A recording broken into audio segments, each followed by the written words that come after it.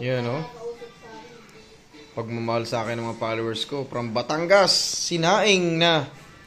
Alam nyo na yan. Tulingan. Ayan, Marco.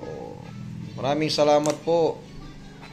Mga masugid kong mga followers, mga nagmamahal sa akin. Ayan. Titikman na ngayon natin. Titikman na ngayon natin. Kuha tayo ng kanin. Ay hindi naman pwedeng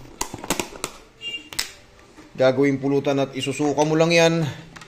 Eh, mortal sin yan sa mga Batanggenyo. Ilang oras yung pinakuluan at isusuka mo lang sa inuman.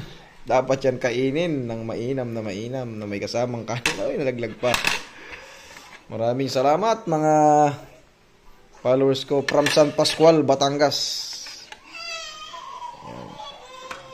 Anak ko gusto ata. Anak ko.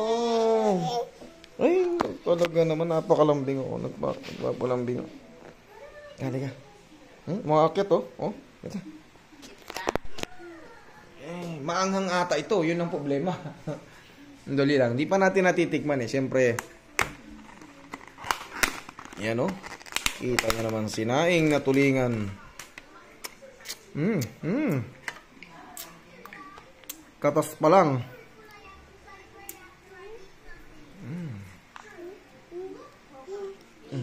Lambot, oh. Tunaw pati ang ano nito eh. Pati yung alintarakan.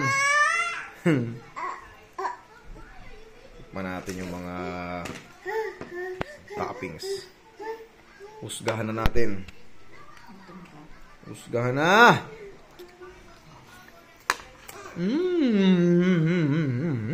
Sarap. Grabe. Maraming salamat po mga followers ko. From Batangas. Ito pa. May paho ka saglit? Saglit lang. Bubuksan ko lang to. Sarap po yung linamnam nung asim niya. Sumuot talaga eh.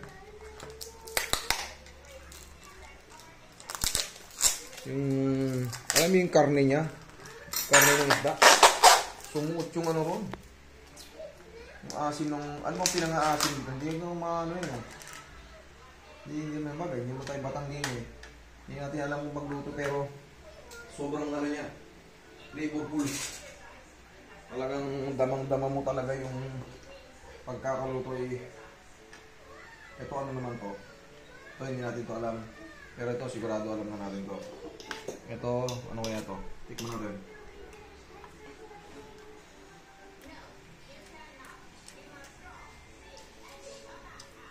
Parang manok naman, namis na manok.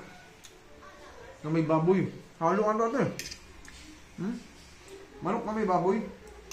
Diba? Maraming salamat po mga friend. I love you. Garantisado. Sobrang sarap. Talagang kapit na kapit yung lasa.